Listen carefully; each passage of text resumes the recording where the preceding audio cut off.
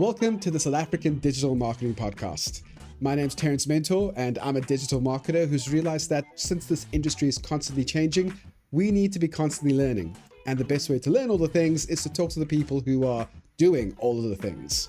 In this final episode of Season 2, my guest is James MacDonald, the founder of Silience Digital. I really wanted to dig into the idea of starting an agency. Why would anyone want to do it? What are some of the best parts? What are some of the really difficult parts? And also, what does the term Silience even mean? So in this episode, we talk about entrepreneurship, hiring new team members, but most importantly, we talk about big digital marketing ideas. So let's get right into it. Here's James. Cool. So hi, I'm James MacDonald. I am the founder of Silience Digital, and we are a small, I don't want to use the word boutique, but we're a small agency that focuses across the digital spectrum, but mainly on strategy as sort of the core offering, and then how that translates into channels. So particularly around paid media and then SEO. Great. And what part of the world are you from? Just tell us again. I'm from Cape Town. Ah, good. Finally talking to you. So many of my conversations are with people in Joburg, and I end up saying something really nasty like, why would you want to stay there? So it's never a good way to start the podcast by insulting people's place of, where they live. So I've been struggling to work out how to say the name. So I'm so glad you said it's not Silience, it's Silience. Is that the right name? Silience, yes. Silience. So you joke, but that's actually been a major issue. So I found the name years ago. Like probably 10 years ago. No joke. It's a little bit of a made up word. It's meant to sort of be the antonym to salient. And it actually means the unspoken act of everyday excellence, which really, really resonated with me. And I was like, wow, it just stuck. And I bookmarked it. I sort of filed it away, and it just kept on nagging at me. I was like, this word is fundamental to how I sort of like to operate. And it just never went away. And then eventually when it came time, a couple of mates sort of pushed me and said, look, you've always wanted to start a business. You've always wanted to go on your own. It's now time to do it. Just, bite the bullet. And this word that had been sitting in the back of my brain for ages, I was like, this is perfect. Especially because it tells sort of a brand story. It's not just some very blunt, direct name.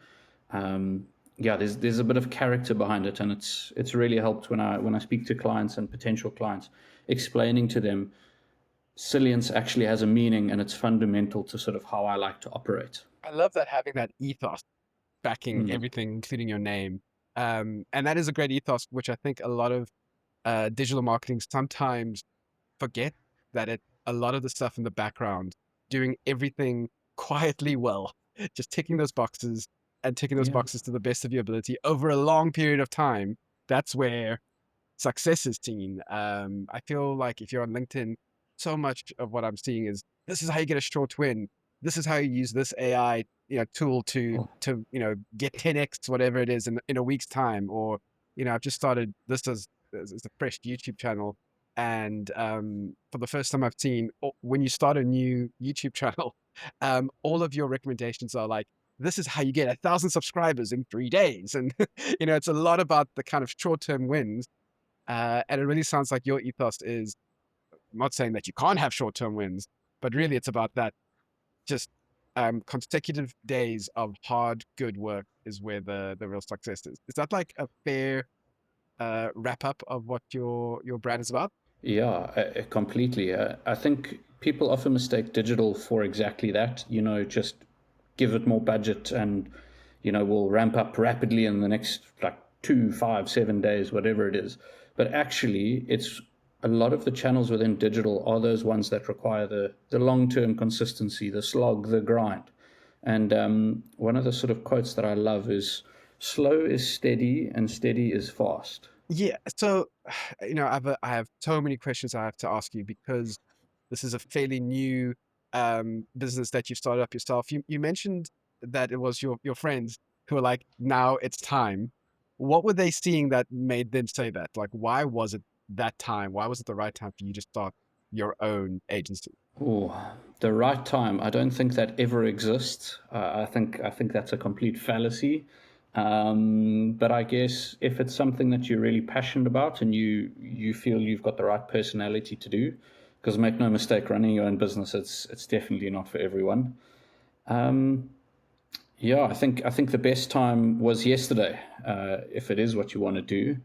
And I think they've just sort of constantly saw this.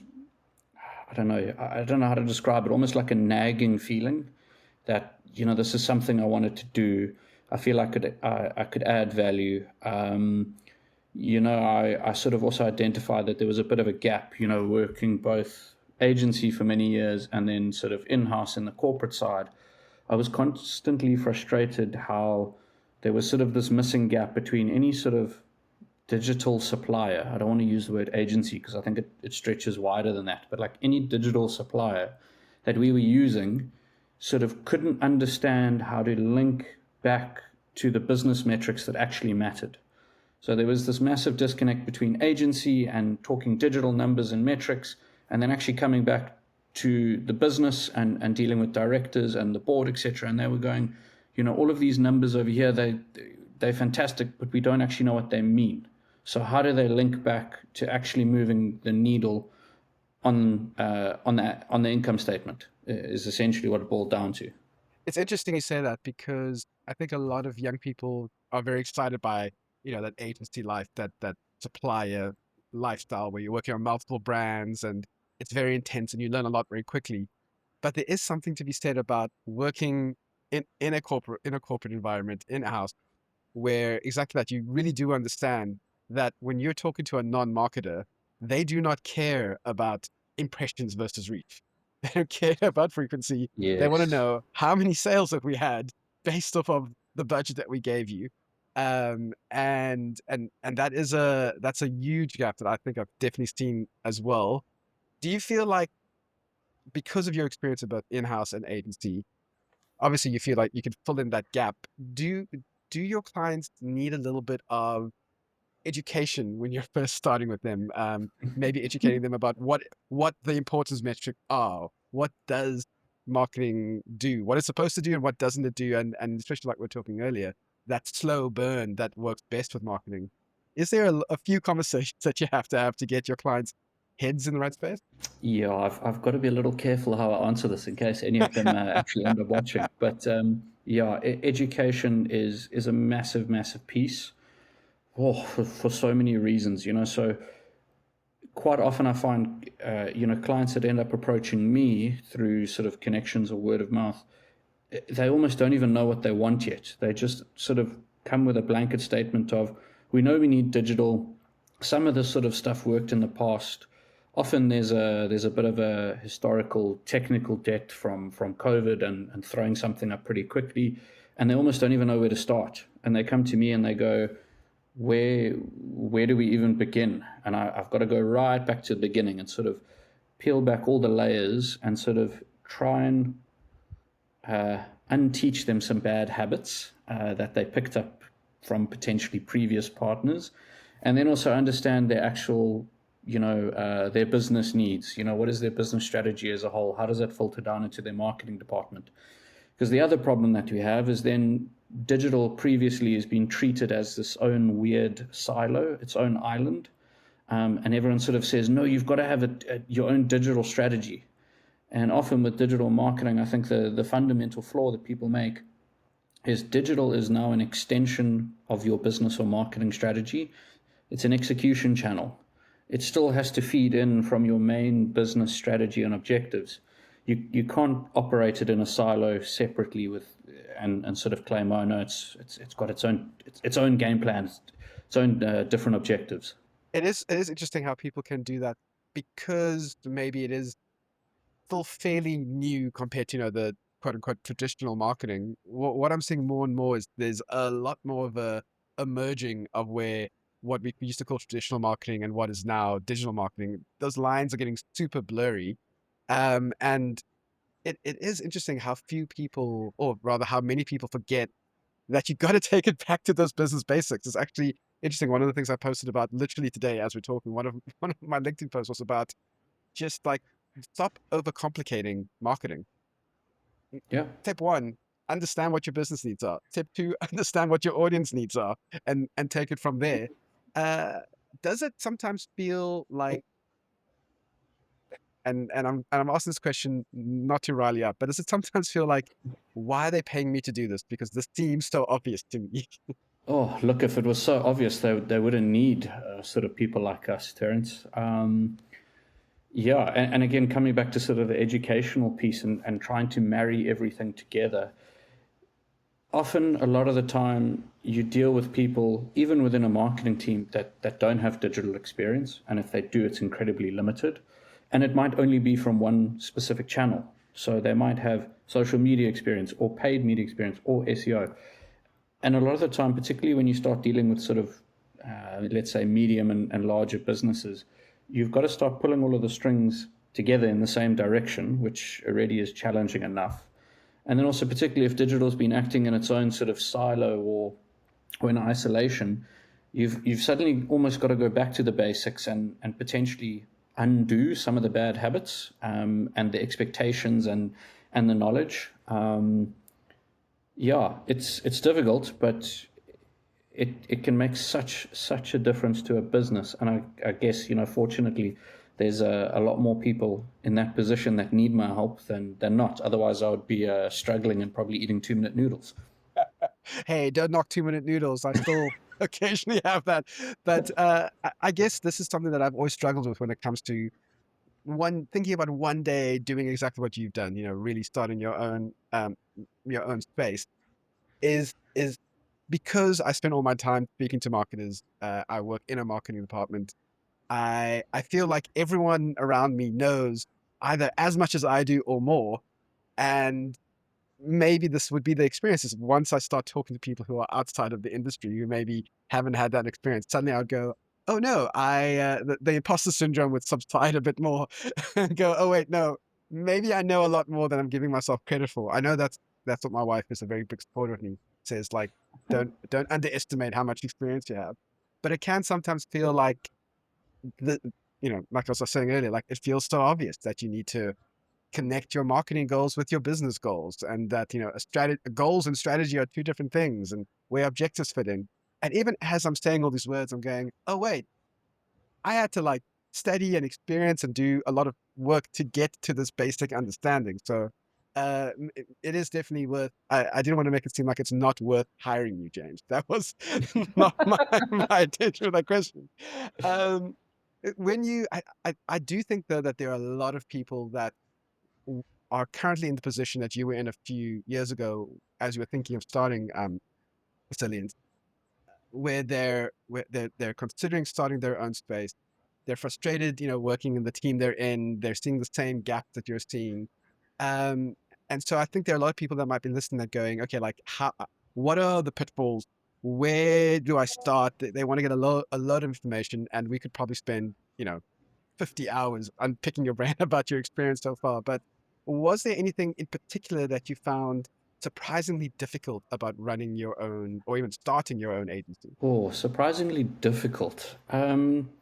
Yeah, I always kind of say to people the things that I thought would be difficult have been easier. I wouldn't say easy, and sort of vice versa. I mean, you know, I'm a pretty analytical guy, so I thought the finance side of things would be pretty easy. I'd pick up the accounting bits and bobs and tax and all that, and that's no problem. Ironically, that's been one of the things that I found so difficult. Geez, when they say cash flow is king, they they really mean it. Just because you've billed someone doesn't mean you're going to get the money in. So cash flow really is king. But then sort of things like sales and proposals, I thought that was going to be really difficult because I'm not sort of salesy inclined, if that makes sense. I'm not very good at pitching myself out there and saying, look at me, what we do is great and fantastic, and we're the best choice. But I think having that business sort of story, that narrative to say, like, Silience, this is how we operate, this is what my skill set is, and then also equally as importantly, if not more importantly, going, this is what I can't do. This is what I won't do for you. So if that's what you want, then I'm not the person for you. You know, Silience is not your bag. Um, so yeah, it's difficult. Don't get me wrong. Jumping ship and going on your own, and I think one of the things that it's taken me a while to learn now that I've done this by myself for a while is sort of it's sort of called like the freelancer trap. So you're either a one man band that essentially your hours, your time is billable, therefore you're a service. I don't want to use the word business. You're a service provider, or you're actually building a business that is autonomous, scalable, and rather than solving a client problem, which is like the reactive element of being a freelancer, sort of being the more proactive side and actually, understanding from a marketing perspective where there is a gap in the business or in the market, or where something, a problem that you can solve, and therefore being proactive around positioning your now business, which is autonomous and scalable, and servicing the market rather than just the client. Interesting. So potentially one day someone comes in as a general manager of Silience, and you kind of get removed from the operational side and kind of take over the that CEO title, like Mm. owner and CEO title gets added onto your name. Thinking about that in the long term is important to have all of those kind of building blocks at least in your mind before you start, or is that something that you can maybe start in that freelance space where you're just providing a day-to-day, or maybe not a day-to-day service, but a service, and then realize, oh, wait a second, this could potentially be scaled up into something that is self-running. Yeah, definitely. I mean, Rome wasn't built in a day type of thing. You can't sort of just jump in the water and expect to be the Michael Phelps type of thing. You have to jump in and do a bit of doggy paddle and swim against the tide type of thing, and slowly you learn. I mean, that's definitely how I started. I sort of took the plunge and essentially did become a freelancer. Sort of the first bit of work that I landed was essentially as an outsourced SEO expert, and that's sort of how I envisioned my business being. That was sort of the first ideation of what I thought running a business looked like. But as you've grown and you learn and you gain experience, you start to shape and go, well, what do I want this to look like? What's important to me? Is it money? Is it free time? Is it prestige? All those sort of things, and then you start to build your business, going, well, actually, to me, freedom is a lot more important. So therefore, building a business that is autonomous and can scale without needing my time, that's the most important thing, And then you start to think, okay, well, processes, etc., and templates and those sort of things. Those are a lot more important than just landing clients, doing the work, and getting paid. I mean, that's essentially how you end up working long, hard, tedious hours, burning out, etc. And that's something that I came from in my previous corporate life. So I wanted to avoid that at absolutely all costs. I do love that idea of maybe spending a lot more time up front getting those processes and templates in place that is, firstly, again, they're autonomous in their own space, or they allow you to Mm. do more work with less time, but also they allow you to hand over the processes and the templates to Yeah. a junior much easier. But that does, again, require, I can imagine, because I haven't done this myself, but I can imagine that requires a lot of scary work at the very beginning that also requires a bit of self-confidence to go, I can do this. I have the knowledge to create this template. As we're talking, I'm thinking, could I create something like that? Could I create a template and those processes that would that would tick all the boxes that James is doing? And a little part of me says, sure you can. And an even bigger part of me says, maybe not. So was that how did you find the confidence to even get that started, to get that initial, template and I keep using those words, templates and processes, built at the beginning? Geez, you speak about imposter syndrome, and I think that's something that as a business owner or sort of startup type guy, you're going to deal with that all the time. It's perennial. It's not going to disappear. Um, your imposter syndrome just morphs with you as you grow and your business changes, etc. there's no trick here. It's just a case of like you've got to sit down, suck it up, and go, do I want to work ridiculous 12, 14, 16-hour days? Or do I want to create processes in place that will allow me to have my freedom and therefore my life back and therefore scale?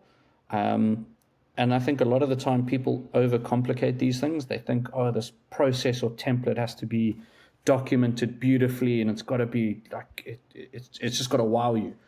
It's actually completely the opposite. It's what is the most functional thing that I can put in place that someone else can repeat without needing me. And a lot of the time that's simple. It's dirty almost, but it's what is effective. And I think that's the most important thing. Like, is it effective or not? And again, like you're saying, the goals are set up before any of those things. What do I want from my life? Excuse me, as a car just has to rev and race around my house for some reason. Um, yeah, what do I want from my life, and what's the easiest way for me to get there? It's a very millennial way of thinking. I guess if you spoke to our parents before, they would be like, no, no, no, it's not about doing things easier, it's about working harder and harder and harder, and then you die at like 55 of a heart attack from stress. And I speak to so many business owners who talk about the intensity. They never get a holiday. They're always working throughout the evening. They're always on the phone, and their work life has to come first to make it self sustaining. So I do love this idea of it's not that it's not hard work, and it's not that you don't graft when you need to graft, but it's almost like you're investing time now so that you can have those rewards as your business grows and grows. You are then able to do more of the things you want, which is a fascinating way to start off with. Is it possible for your business to grow, but for your responsibilities not necessarily to grow with that? I know you're thinking about growing your business and growing your team. Is there a little bit of anxiety that with that actually comes more responsibility, more time that you need to spend on the business? Yeah, definitely. I mean, look, as you sort of change and go through each different phase, your responsibilities shift. And as soon as you start bringing people on board, you're now responsible for training them, getting them up to speed to try and produce the same level of work or close enough as to what you would do or deliver to the client. But also, there's got to be a balance of expectation to go, they aren't me, this isn't their business.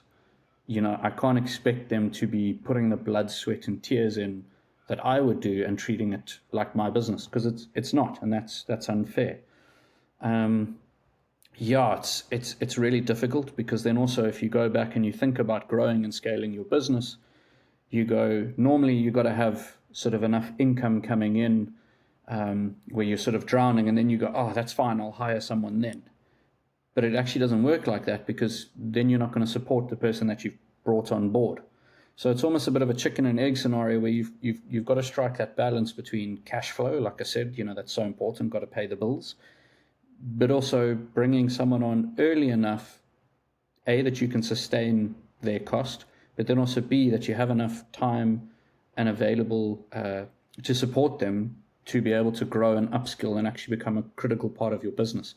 Otherwise, essentially, you're just setting them up to fail, which if they fail, essentially it means your business fails and, sort of the downward spiral. So you don't want to drop a junior person into the frying pan immediately. That is, and those are one of the things that I even in thinking hypothetically about me potentially one day starting my own thing, which I don't think will ever happen, but um, that's something that I wouldn't have thought about. How do you have the funds and the resources available to bring in a new person, give them the runway that they need to get really up to speed in a calm way that doesn't completely burn everyone out, and then from there start to upscale.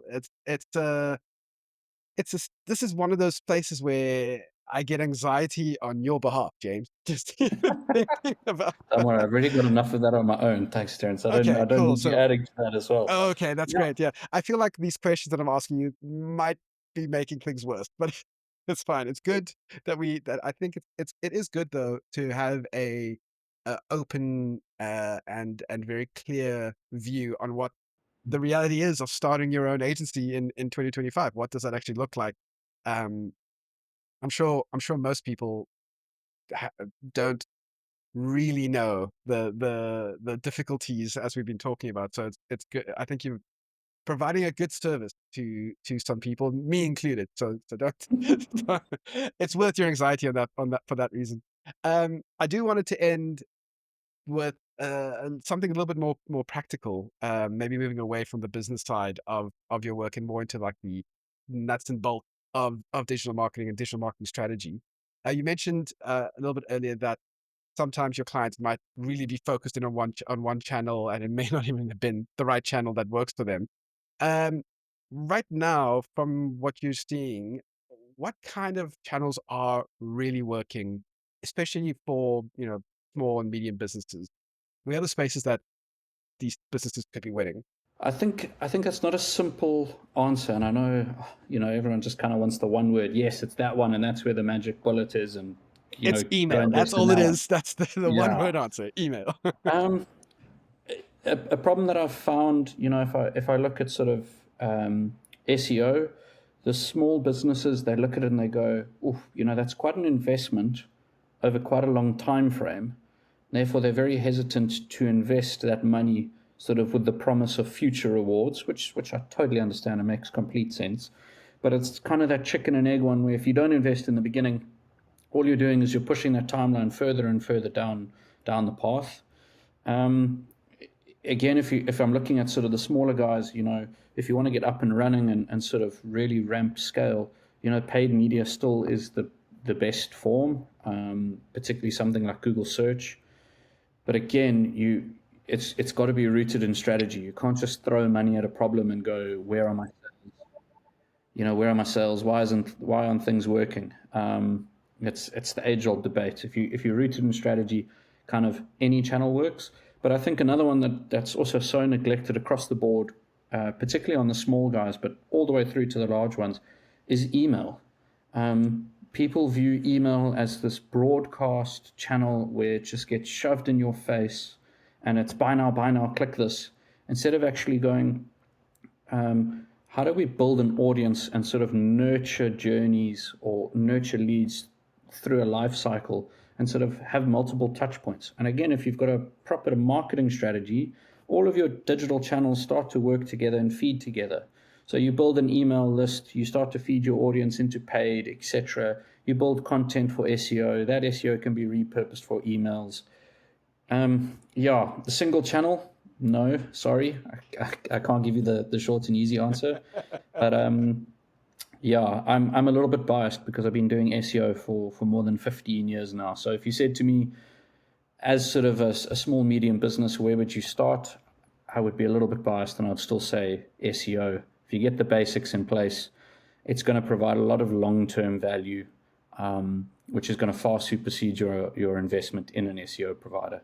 So, okay, you didn't say, one single channel, but SEO is the space to start at the very least. Like that's where one of the places that you would start in. And I totally agree with you. The especially considering that from a distribution point of view, email is as free as anything could be. And even with SEO, other than what you're paying for, the setting up and for an SEO specialist to come on board, another thing that doesn't really cost you to get eyeballs onto your content. It is great that those two spaces still exist and are still useful.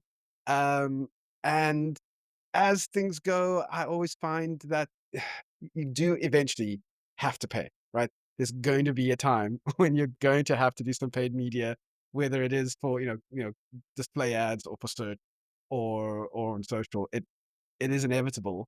Um, does those payments, is that something that you kind of set up your clients to know about at the very beginning? Or do you make them aware, like, listen, digital marketing is kind of pay to play at the moment, and you're gonna have to put some extra cash down? Is that something you say at the very beginning, or do you ease them into it?